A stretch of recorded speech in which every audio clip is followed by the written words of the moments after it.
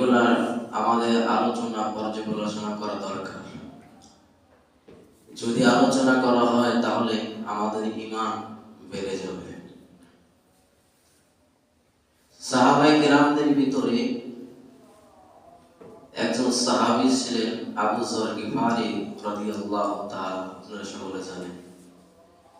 এই আবু যর গিফারি রাদিয়াল্লাহু তাআলা উনি নবীজির একজন খাদেম ছিলেন।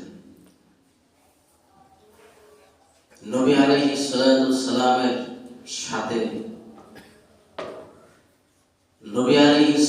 সালামের সাথে এমন ভাবেই লেগে থাকতেন আর এমন ভাবেই চলছেন, জীবনে নিজের একটি ঘর নির্মাণ করে নেয়। আবু যর রাদিয়াল্লাহু তাআলা নিজের জন্য জীবনে একটি ঘর নির্মাণ করে নেয়। নবীজির খাদেম ছিলেন, নবীজির খেদমতে সবসময় ছিলেন। তাহলে এই আবু যর গিফারি রাদিয়াল্লাহু তাআলা উনি বড় মাপের একজন সাহাবী ছিলেন। নবীজির খেদমত করতে পেরেছেন। তাহলে নবীজির খেদমত যদি করতে পারে তাহলে উনি তো ছোটখাটো কোন সাহাবী না, উনি বড় একজন বরকতি সাহাবী।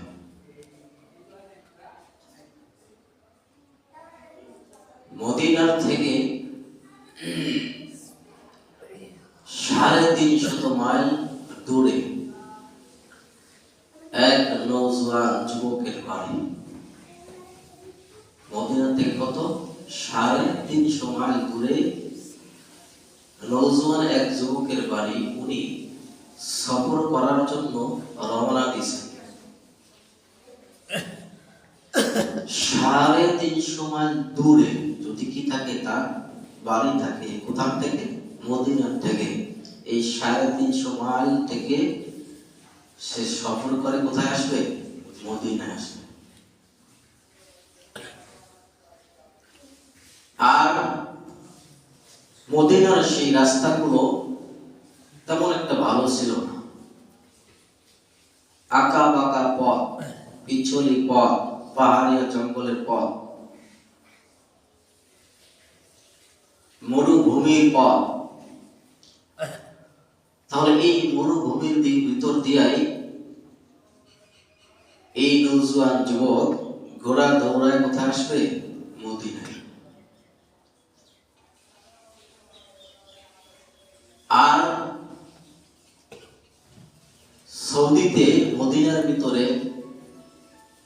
মরুভূমি বিদায় মানুষ দিনে চলাচল করা খুবই কঠিন হয়ে যেত। তারা বেশিরভাগই কি রাত্রে চলাচল করত। তাহলে এই নওজোয়ান যুবক সফর শুরু করেছে কোথায় আসবে? মদিনায়। দূর কত? 350 মাইল দূরে তার বাড়ি। আসবে কোথায়? মদিনায়। এখন উনি সফর শুরু করেছে। সপ্তাহ পর সপ্তাহ চলে যাচ্ছে, কিন্তু পথ শেষ হয় না। আর মরুভূমির ভিতরে সফর করা খুব কষ্টকর, কঠিন বিষয় যারা মদিনায় গেছে। এখন ওই তো যুবক আসবে কোথায়? মদিনাতুল মুনাওয়ারায় চলে আসবে। এখন সে সফর শুরু করে দিয়েছে। রাস্তাঘাট তেমন ভালো না, পাহাড়ের পথ, পিছলি পথ। 350 মাইল দূর থেকে সে মদিনাতুল মুনাওয়ারায় অবস্থান করবে। এখন এই সাহাবী আসতেছে প্রায় 150 মাইল পর্যন্ত চলে আসছে। কত মাইল? 150 মাইল। মোট কথা অর্ধেক পথ কি অতিক্রম করছে। এখন সফর অবস্থায় ক্ষুধার্ত মানুষ, ক্লান্ত। আর সে মনে মনে ভাবতেছে, যদি কোথাও একটি খেজুরের বাগান পাওয়া যায় তাহলে খেজুরের বাগানের ছায়ার নিচে একটু আশ্রয় নিব। এটা মনে মনে সে ভাবতেছে। তারপর সামনে আসতেই একটা খেজুরের বাগান পাওয়া গেল। এই খেজুরের বাগানের ছায়ার নিচে সে তার ঘোড়াটা খেজুর গাছের গোড়ার সাথে বেঁধে অবস্থান করছে, একটু শান্তিতে ঘুমাইবার জন্য কি অবস্থান করছে। শুইতে দেরি হয়েছে, ঘুম আসতে দেরি হয় না। কেন তো মানুষ না? তাহলে সে শুইছে, শুইতে দেরি হইল, ঘুমাইতে আর দেরি হইল না, ঘুম পড়ে গেছে। আর এই তার যে ঘোড়াটা, এই ঘোড়াটা ওই যে খেজুর গাছের ঘোড়া ভেঙে ঘোড়াটা ছুটে গেছে। ঘোড়া ছুটিয়া হাঁটাহাঁটি শুরু করে দিয়েছে, সে তো ঘুমাইতেছে। এখন এই ঘোড়াটা ছুটিয়া এমন জায়গাতে হাঁটতেছে যেখানে খেজুরের চারা বুনিয়েছে। চারা কি? গাছ, মানে চারা লাগাইছে, খেজুরের চারার বাগান, মানে গাছের খেজুর গাছের কি বাগান, যেখানে কি খেজুর গাছের কি চারা আছে। এই দিক দিয়ে কি করতেছে? ঘোড়াটা হাঁটতেছে। এখন এই বাগানের যে মালিক, সে একজন বয়স্ক সরল সবল একজন মানুষ। উনি দেখতেছে ঘোড়া কি করতেছে, তার বাগান দিয়া হাঁটতেছে। আর উনি ক্ষিপ্ত হয়ে উনি চিন্তা করলো যে এখন যদি বাগানের ভিতরে ঢুকি তাহলে কি অনেক চারা কি ভেঙে যাবে। তাহলে উনি পাশের থেকে একটা পাথর টোকায়া ঘোড়ার উপরে কি নিক্ষেপ করলো। এই ঘোড়ার উপরে নিক্ষেপ করার পর এই ঘোড়ার কপালের ভিতরে এই পাথরটা লেগে ঘোড়ার হাড্ডিটা ভেঙে মস্তকের ভিতরে ঢুকে গেল। এই ঘোড়াটা রক্ত খনন হইতে হইতে বাগানের ভিতরে এক পর্যায়ে মারা গেল।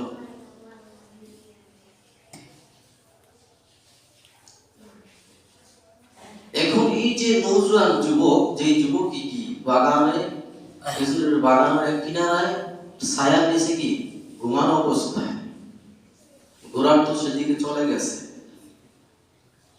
এখন এই যুবকের চোখের ভিতরে ওই খেজুর গাছের পাতা দিয়া একটু ফাঁকা দিয়ে কি আলো চলে আসলো,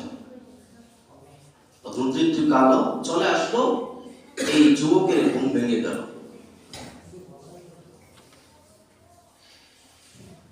এই যুবকের ঘুম ভাঙার পর এই যুবক এখন দেখতেছে ঘোড়া যে জায়গার ভিতরে বাধা ছিল সেই জায়গার ভিতরে কি ঘোড়া নাই। ঘোড়া ছুটিয়া চলে গেছে কোথায়? খেজুর গাছের ওই যে বাগানে, যেখানে কি খেজুর গাছ লাগানো ছিল সেখানে অবস্থায় সেই জায়গার ভিতরে কি ঘোড়া হাঁটতেছে। এই নওজোয়ান যুবক এই ঘোড়া তালাশ করতে করতে যায় দেখে যে ঘোড়া ওই যে খেজুরের বাগানের ভিতরে রক্ত খনন অবস্থায় কি করে মারা গেছে। বুঝছেন? এখন এমনি তো এই নওজোয়ান যুবকটা ক্ষুধার্ত, আবার সফর করতেছে ক্লান্ত, আবার ভিতরে চিন্তা, এত দূর পথ এই মরুভূমির ভিতর দিয়ে কিভাবে অতিক্রম করব। আবার ঘোড়াও ছুটে গেল, কোথায় গেল? যায় দেখতেছে কি বাগানের ভিতরে ঘোড়াটা কি মৃত্যু অবস্থায় আছে। আর ওই যে মৃত্যু যে যুবক, এই যে ঘোড়া, এই ঘোড়ার পাশে দাঁড়িয়ে আছে। এই নওজোয়ান যুবক এই বৃদ্ধ ঘোড়ার কাছে জিজ্ঞাসা করে,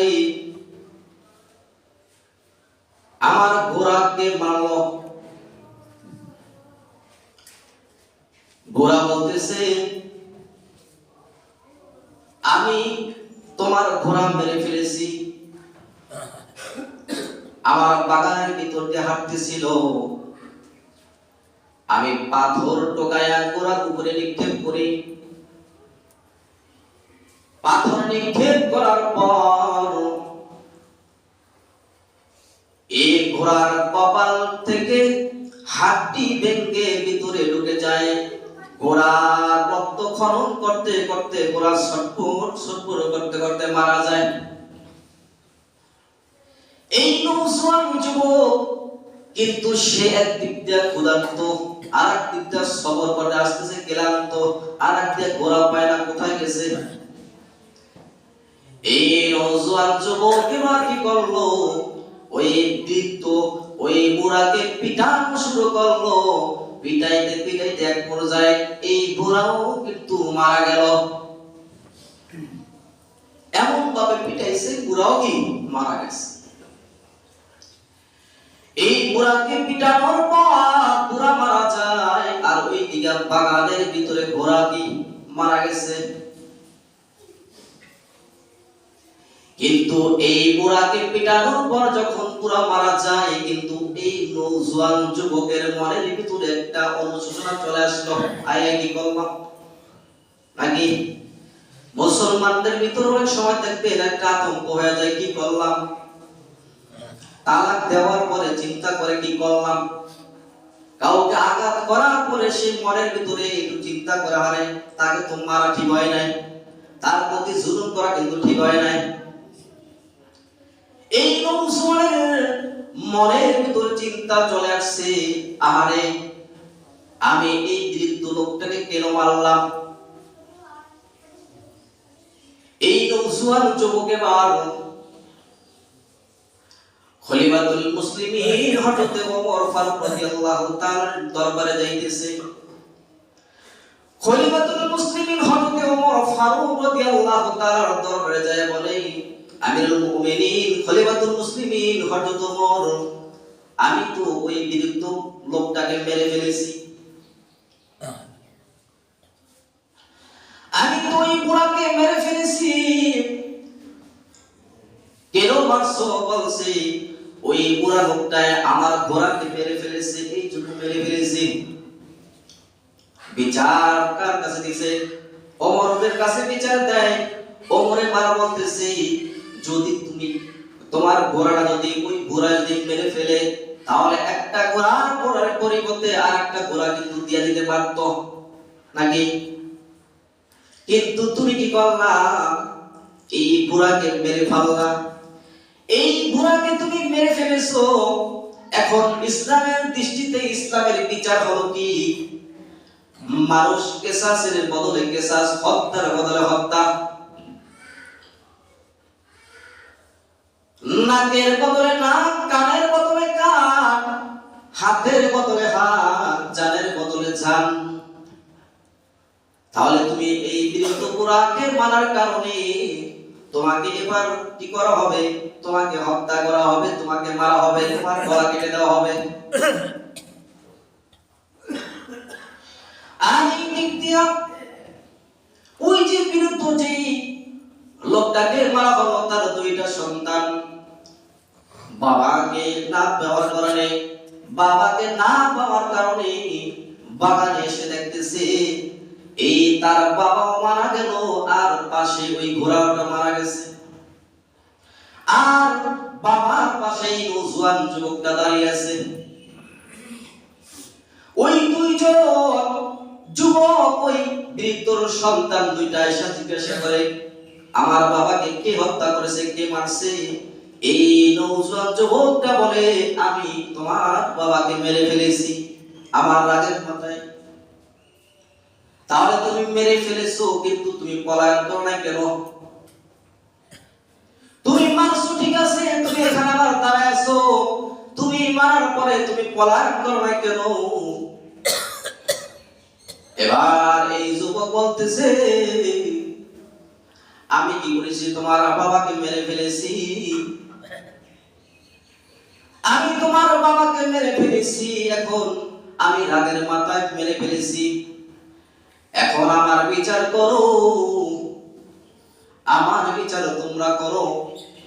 শরীয়তে যেই বিচার আছে সেই বিচার করো, আমার বিচার যেন দুনিয়াতে হয়ে যায়।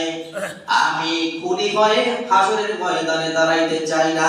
সুবহানাল্লাহ। আমি খুনি হয়ে হাসরের ময়দানে দাঁড়াইতে চাই না, দুনিয়াতে যেই বিচার আছে সেই বিচার করো, আর বিচার করা দরকার। এবার এই নওজোয়ান যুবক কোথায় গেলেন? খলিফাতুল মুসলিমিন ওমরের দরবারে গেলেন। ওমরের দরবারে যাওয়ার পরে ওমরকে বললেন, আমিরুল মুমিনিন খলিফাতুল ওমর, আমি কি করলাম? ওই বৃদ্ধ লোকটাকে মেরে ফেললাম। আর এই দিকে ওমর বিচার শুরু করে দিল। ওমর বলতেছেন, তোমার ঘোড়া যদি ওই বৃদ্ধ লোকটাকে মেরে ফেলে তাহলে ঘোড়ার পরিবর্তে কিন্তু ঘোড়া দেওয়া যাইতো, তুমি কেন এই বৃদ্ধ লোকটাকে মেরেছো? তাহলে এখন শরিয়াতে বিচার হলো, একজন লোককে যদি কেউ কি করে, খুন করে, হত্যা করে, তার পরিবর্তে তাকেও হত্যা করা। এবার যখন এই নওজোয়ানের কি হবে, গলা কাটা হবে, তার শাস্তি হবে, তার শাস্তি হবে মৃত্যুদণ্ড। খলিফাতুল মুসলিমিন হযরত ওমর ফারুক রাদিয়াল্লাহু তাআলা, মানুষকে যখন কি করা হয়, ফাঁসির মঞ্চে দেওয়া হয়, মানুষকে যখন ফাঁসির মঞ্চে বিচার করা হয়, তখন মানুষটার কাছে জিজ্ঞাসা করে, তোমার কোনো চাওয়া পাওয়া আছে কিনা? জিজ্ঞাসা না, তোমার মনের কোনো তামান্না আশা আকাঙ্ক্ষা আছে কিনা? তোমাকে তো এখন কি করা হবে? মৃত্যুদণ্ড দেওয়া হবে। তোমার মনে কোনো আশা আকাঙ্ক্ষা আছে কিনা? এই নওজোয়ান যুবক খলিফাতুল মুসলিমিন হযরত ওমর ফারুক রাদিয়াল্লাহু তাআলার কাছে বলে, খলিফাতুল মুসলিমিন ওমর, আমি আমার মনে একটা চাওয়া পাওয়া আছে, সেটা পূরণ হয় কিনা আমি জানি না। এবার খলিফাতুল মুসলিমিন হযরত ওমর ফারুক রাদিয়াল্লাহু তাআলা বলেন, তোমার কি মনের আশা, কি তামান্না?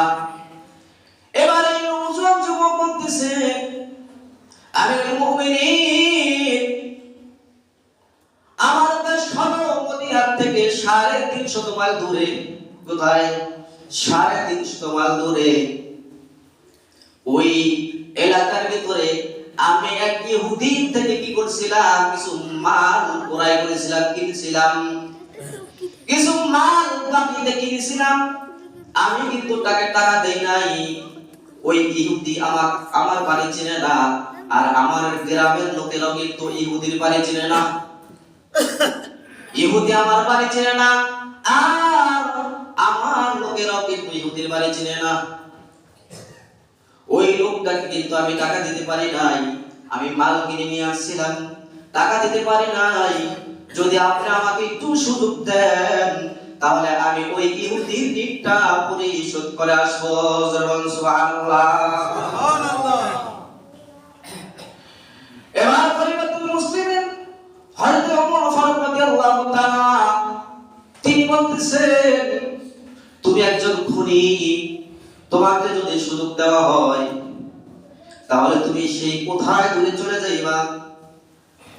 আর তোমার সাথে যদি 2-3 জন লোক দেওয়া হয়, তাহলে তুমি একজন খুনি, তোমার দেশের মানুষ কিন্তু তোমাকে আমার এই লোকগুলো আসতে দিবে না। তোমার সাথে যদি লোক দেই তাহলে এই লোকগুলো আসতে দিবে না। এমনকি তোমার দেশের লোকেরা এই 4 জন লোক 5 জন লোক আবার খুন করে দিতে পারে, পারে কিনা? পারে। তাহলে তোমার সাথে কোনো লোক দেওয়া যাবে না। আর যদি 20-30 জন লোক যদি তোমার সাথে পাঠাই, সাহাবায়ে কিরামদের বিভিন্ন জায়গার ভিতরে ফিতনা চলতেছে, কাফের ইহুদিরা সাহাবায়ে কিরামদেরকে পাইলে সেখানে গিয়ে মেরে ফেলে, তাহলে তোমার সাথে যদি 20 জন লোক যদি পাঠায় তাহলে অবস্থা খারাপ হয়ে যেতে পারে, কিন্তু দেওয়া যাবে না। এবার খলিফাতুল মুসলিমিন হযরত ওমর ফারুক রাদিয়াল্লাহু তাআলা বলেন, তোমার যদি এই মদিনার ভিতরে যদি কোনো ভাই থাকে, তোমার রক্তের যদি কেউ থাকে, তাহলে তাকে এই মৃত্যুর দণ্ডের জায়গায় তাকে রাখিয়া যাইবা। তোমাকে সময় দেওয়া হবে, তোমাকে সময় দেওয়া হবে। তুমি যদি নাই আসো, তোমার পরিবর্তে তোমার এই রক্তের মানুষকে কি করা হবে? জবাই করা হবে। মৃত্যুদণ্ড দেওয়া হবে।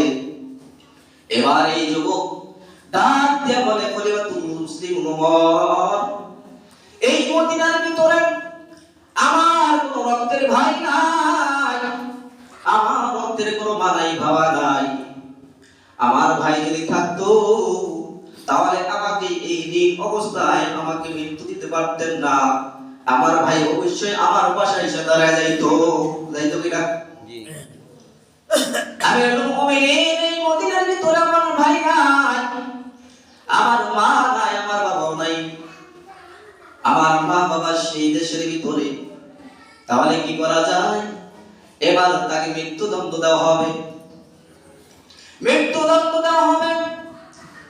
জল্লাদকে ডাক দেওয়া হলো, তাকে গলা কেটে দাও, তাকে কি করো? মৃত্যুদণ্ড দাও। জল্লাদকে হুকুম করা হলো। আর এই ব্যক্তি এই যুবক সময় চাইলো, কিন্তু সময়ও দেয় নাই। আর মদিনার ভিতরে তো তার কোনো আত্মীয় স্বজন নাই, আসেনি। মদিনার ভিতরে তার মা নাই, তার বাবা নাই, তার রক্তের কোনো ভাই নাই। তাহলে এবার কি করা হয়, কি করা যায়? এবার জল্লাদকে হুকুম করা হলো, তার মৃত্যু কার্যকর শুরু করে দাও। যখন হুকুম করা হলো, হুকুম করার সাথে সাথে আল্লাহর পয়গম্বর এক সাহাবী হযরত আবু যর গিফারী রাদিয়াল্লাহু তাআলা হাত উত্তোলন করে দেয়। সুবহানাল্লাহ, সুবহানাল্লাহ। হাত উত্তোলন করে বলতেছে, খলিফাতুল মুসলিমিন ওমর, এই ব্যক্তি নিরপরাধ একজন মানুষ, তাকে কিন্তু মৃত্যুদণ্ড দেওয়া যাবে না। তার মদিনার ভিতরে কোনো ভাই নাই, কোনো আত্মীয় স্বজন রক্তের কেউ নাই। আমি আবু যর গিফারী তার জিম্মা নিয়ে নিলাম, আমি তার জিম্মা নিয়ে নিলাম। খলিফাতুল মুসলিমিন তাকে একটু সুযোগ দেন, সেজন্য তার ঋণটা পরিশোধ করে আসতে পারে। সুবহানাল্লাহ, সুবহানাল্লাহ। তার ঋণ যেন সে পরিশোধ করে আসতে পারে, তাকে একটু কি দেন? সময় দেন। এই দিকে হযরত ওমর রাদিয়াল্লাহু তাআলা বলতেছে, আচ্ছা, যদি তার পরিবর্তে যদি তুমি মৃত্যুর দণ্ড যাইতে চাও তাহলে তাকে সময় দেওয়া হবে। খলিফাতুল মুসলিমিন ওমর ফারুক রাদিয়াল্লাহু তাআলা তাকে 1 মাস সময় বেঁধে দিয়েছে। কয় মাস? 1 মাস সময় বেঁধে দিয়েছে। 1 মাস সময়ের ভিতরে আরবি মাসের প্রথম জুমার দিন মসজিদে নববীতে যখন আযান হবে, আযানের আগে আগে তোমার এসে উপস্থিত হইতে হবে। এই যুবককে এই আদেশ দিয়ে কোথায় পাঠিয়ে দিলেন? যাও, তুমি ঋণ পরিশোধ করে আসো। আর এদিকে দায়িত্ব নিল কে? আবু যর গিফারী রাদিয়াল্লাহু তাআলা। আবু যর গিফারী রাদিয়াল্লাহু তাআলা দায়িত্ব নিল, জিম্মাদারি হয়ে গেল। আর এই যুবক ওই বাড়িতে চলে গেছে, রওনা দিয়েছে। এইদিকে খলিফাতুল মুসলিমিন হযরত ওমর রাদিয়াল্লাহু তাআলা বলেন, তোমরা তোমাদের বাড়িতে চলে যাও। আর ওই যে যেই যুবক দুইজন ওই বৃদ্ধর সন্তান বিচার নিয়ে আসছিল ওমরের কাছে, তাদেরকে বলছে তোমরা বাড়িতে চলে যাও। আর ওই মাসের অমুক তারিখে অমুক জুমার দিনে তোমরা মসজিদে নববীর ভিতরে উপস্থিত হইবা। পয়গম্বর নবী সাল্লাল্লাহু আলাইহি সাল্লামের মসজিদে নববীতে কি করিবা? উপস্থিত হইবা। সেখানে বিচারের কার্যক্রম শুরু হবে। এবার খলিফাতুল মুসলিমিন ওমর ফারুক রাদিয়াল্লাহু তাআলা এই কথা বলার পরে তৈয়ুজওয়ান তাদের বাড়িতে চলে গেল, আবু যর তাদের বাড়িতে চলে গেল। কিন্তু 1 মাস হয়ে গেল। 1 মাস হইল তখন যখন আরবি মাসের প্রথম জুমা মসজিদে নববীর ভিতরে যখন এই জুমার আযান হয়, জুমার আযান হয়ে গেল। জুমার আযান হয়ে গেল, কিন্তু ওই ধরনের লোক কাউকে জুমার মসজিদে দেখা যায় না। যারা অপরাধী সেও কিন্তু এখনো আসে নাই। জুমার আযান হয়ে গেল, জুমার আযান হয়ে গেল। আর এইদিকে খলিফাতুল মুসলিমিন হযরত ওমর ফারুক রাদিয়াল্লাহু তাআলা আবু যর গিফারী রাদিয়াল্লাহু তাআলার বাড়িতে বার্তা পাঠায় দেয়। আবু যরকে মসজিদে নববীর ভিতরে নামাজ পড়ার জন্য চলে আসতে বলো।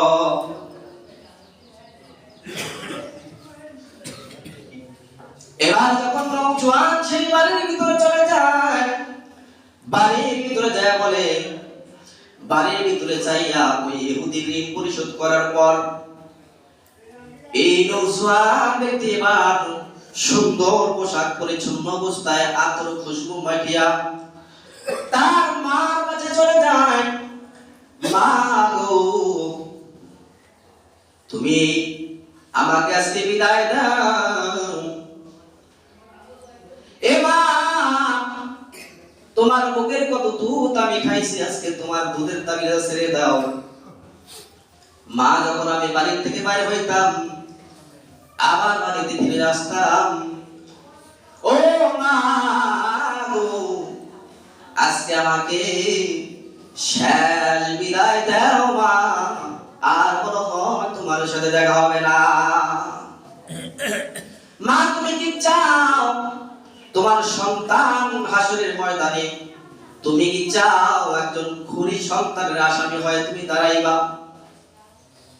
ও মা, এভাবে মায়ের থেকে বিদায় নেয়, বাবার থেকে বিদায় নেয়, বলে বাবা রে, তুমি কতদিন আমাকে বুকে জড়াইছো, আমাকে বুকে জড়াইয়া জড়াইয়া আমাকে লালন পালন করছো। ও বাবা, আজকে শেষবারের মতো বুকের সাথে বুক মিলাই দাও, আর শেষ বিদায় দাও, আর শেষ বিদায় দাও, আর আমাকে তুমি ক্ষমা করে দাও, আর মনে হয় তোমার সাথে জীবনে কোনোদিন দেখা হবে না। বাড়ির থেকে যখন এই মায়ের সাথে শেষ বিদায় নিয়ে রওনা দেয়, বাবার থেকে শেষ বিদায় নিয়ে রওনা দেয়, এইদিকে কিন্তু ওই যে বৃদ্ধ ব্যক্তির দুইজন সন্তান, সে কিন্তু মসজিদে নববীতে উপস্থিত হয়ে গেছে। আমিরুল মুমিনিন বিচার কার্যকর করেন, এইদিকে ওই বিচার দিয়ে দিল, আর এইদিকে আবু যর গিফারী রাদিয়াল্লাহু তাআলা মসজিদে নববীতে উপস্থিত হয়। আর আমিরুল মুমিনিন রাদিয়াল্লাহু তাআলা বলে, এ আবু যর, জীবনের শেষ জুমা মনে হয় তোমার জন্য পড়া হবে, তুমি তাড়াতাড়ি করে মসজিদে নববীর ভিতরে উপস্থিত হও, তোমার মনে হয় জীবনের শেষ এই জুমা, আর কোনোদিন তুমি মনে হয় জুমার নামাজ পাবা না। তাক চলে যায়, মসজিদে নববীর ভিতরে আযান হয়ে যায়। আমিরুল মুমিনিন খলিফাতুল মুসলিমিন হযরত ওমর নামাজ শেষ করার পর দেখতেছি ওই ধরনের কোন লোক এখনো মসজিদে নববীর ভিতরে উপস্থিত হয় না। এইদিকে দুই নওজোয়ান সন্তান তার বিচার শুরু করার জন্য বারবার তাগিদ করতেছে, তাদের বিচার শুরু করতে হবে। এই দিক দিয়া জল্লাদকে হুকুম দেয়, আবু যরকে কিন্তু এখন কল্লা কাটা হবে। কি হবে? আবু যরকে কল্লা কাটা হবে, মৃত্যুদণ্ড দেওয়া হবে।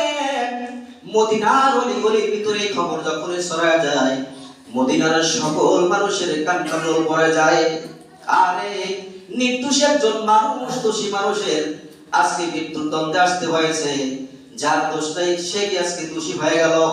আরে আবু যরকে এখন গর্দান কেটে দেওয়া হবে। মদিনার ভিতরে কান্নার রোল পড়ে যায়, মদিনার অলিগলির ভিতরে সকলে কাঁদতেছে। আবু যর এমন একজন ব্যক্তি, এমন একজন সাহাবী, যে আবু যরের কথা আল্লাহর পয়গম্বর বর্ণনা করেছেন। আবু যর কেমন একজন সাহাবী ছিলেন, আল্লাহর পয়গম্বরকে জিবরাইল আলাইহিস সালাতুস সালাম বলেন, এ মুহাম্মদ রাসূলুল্লাহ সাল্লাল্লাহু আলাইহি ওয়াসাল্লাম, ওই যে চাদর মুরা দিয়া যাইতেছে উনি নাকি আপনার প্রিয় সাহাবী আবু যর। আল্লাহর পয়গম্বর বলেন, আপনি আবু যরকে কিভাবে চিনেন? জিবরাইল আলাইহিস সালাতুস সালাম বলেন, আমি জিবরাইল শুধু আবু যরকে চিনি না, ওই যে আসমানের দিকে তাকায় দেখো, ওই আসমানের সকল ফেরেশতারা আবু যরকে চিনে। আবু যরকে চিনার কারণ কি? জিব্রাইল আলাইহিস সালাতু ওয়াসসালাম বলেন আবু যরকে চিনার কারণ হলো দুইটা। কয়টা? দুইটা। আবু যরকে চিনার কারণ দুইটা। এক নাম্বার হলো আবু যর সব সময় বিনয়ের সাথে চলতো। আবু যর সব সময় আল্লাহর ভয় করতো, আল্লাহর ভয় নিয়ে চলতো। আর মনে মনে বলতো আল্লাহ তাআলার জাহান্নামে যখন আযাব দেওয়া হবে তখন মনে হয় আমি আবু যর সেখানে আযাবের ভিতরে গ্রেফতার হই কিনা। এই এক নম্বর ভয় ছিল। আর এক নম্বর আরেকটা আমল ছিল আবু যরের, যে আবু যর রাদিয়াল্লাহু তাআলা বেশি বেশি পরিমাণে সূরা ইখলাস পাঠ করতেন। সূরা ইখলাস কুল হুয়াল্লাহ সূরা কি পাঠ করতেন। তিনবার যদি কোনো ব্যক্তি সূরা ইখলাস পাঠ করে তাহলে এক খতম কোরআন শরীফের সওয়াব কি পাওয়া যায়। তাহলে এই আবু যর রাদিয়াল্লাহু তাআলা অধিক পরিমাণে কোরআন খতম করেছেন। আবু যর রাদিয়াল্লাহু তাআলা অধিক পরিমাণে সূরা ইখলাস পাঠ করতেন। এইভাবে পাঠ করতে করতে করতে করতে তার আমলনামার ভিতরে কোরআনের এত খতমের সওয়াব তার আমলনামায় জমা হয়ে গেছে, অন্য কোন মানুষের আমলনামায় এমন সওয়াব নাই। এই জন্য আবু যরকে আসমানের ফেরেশতা পর্যন্ত চিনেছে। ঘটনা অনেক বড়, আমি সংক্ষেপে করে দিচ্ছি অল্প একটু সময়। তাহলে এবার যখন এই আবু যরকে কি করা হবে, আবু যরকে যখন এই মৃত্যুদণ্ড দেওয়া হবে মসজিদ নববীর ভিতরে তার বিচার কার্যকর শুরু হয়ে যাবে। আর মদিনার গলিগলিতে সবাই কান্নাকাটি করতেছে। আর যে জল্লাদকে হুকুম করেছে এই জল্লাদের চোখ থেকে টপ টপ করে পানি পড়তেছে। আরে জান্নাতে একজন মানুষ আজকে মৃত্যুর আসামি হয়ে আজকে তার মৃত্যু হবে। সব সময় আসামিদেরকে মৃত্যু দণ্ড করা হয়, আজকে পরবর্তী মানুষকে মৃত্যু দেওয়া হবে। এদিকে যখনই জল্লাদ যখনই মৃত্যুদণ্ডের কার্যক্রম শুরু করে দেয়, মৃত্যুদণ্ডের কার্যক্রম শুরু করে দেয় আমিরুল মুমিনিন হযরত ওমর রাদিয়াল্লাহু তাআলা তার থেকে কি চোখের পানি শুরু হয়ে যায়। ওমর রাদিয়াল্লাহু তাআলা কাঁদতেছে। এবার যখনই তাকে সব পুছগাছ করে যখনই তাকে কি করা হবে, গলা কাটা হবে, এই অবস্থায় পাশের থেকে কয়েকজন তারা বলতেছে আমিরুল মুমিনিন একটু থামেন, একটু অপেক্ষা করেন। ওই যে মদিনার ভিতরে ধুলাবালি উঠতেছে, মনে হয় কে জানি মদিনায় চলে আসছে। সুবহানাল্লাহ বলেন। সুবহানাল্লাহ। একটু অপেক্ষা করেন, দেখি কিনা সেই যুবক আসছে কিনা। অপেক্ষা করতেছে।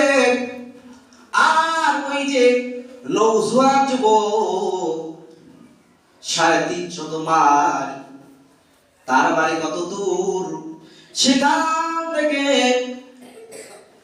সেখান থেকে ঘোড়া দৌড়ায়া মসজিদে নববীর পাশে এসে দাঁড়ায় যায়। আর আমিরুল মুমিনিন খলিফাতুল মুসলিমিন ওমরের পাশে এসে দাঁড়ায়। সুবহানাল্লাহ, সুবহানাল্লাহ। আর বলতেছে আমিরুল মুমিনিন খলিফাতুল মুসলিমিন, আমি পবিত্র হওয়ার জন্য চলে আসছি। আমি খুনি হয়ে মরতে চাই না, খুনি হয়ে হাসরের ময়দানে দাঁড়াইতে চাই না, হাসরের ময়দানে যাইতে চাই না রে। আমার ভাইকে ওইখান থেকে নামায়া দেন, আমাকে আমার শাস্তি কার্যক্রম শুরু করে দেন। তাহলে আবু যরকে নামায়া দেন, আমার ভাইকে নামায়া দেন। আমি তো দোষী, আমি তো খুনি, তাহলে আমার দোষের যে শাস্তি রয়েছে সেটা আমাকে দেন। আমি পবিত্র হয়ে কবরে যেতে চাই, আমি অপবিত্র হয়ে কবরে যাইতে চাই না রে। আমাকে পবিত্র করেন। সুবহানাল্লাহ। মদিনার ভিতরে সবাই কাঁদতেছে। আয় কি অবস্থা। খলিফাতুল মুসলিমিন ওমর ফারুক রাদিয়াল্লাহু তাআলা এই যুবকের দিকে চোখের থেকে পানি শুরু হয়ে গেল।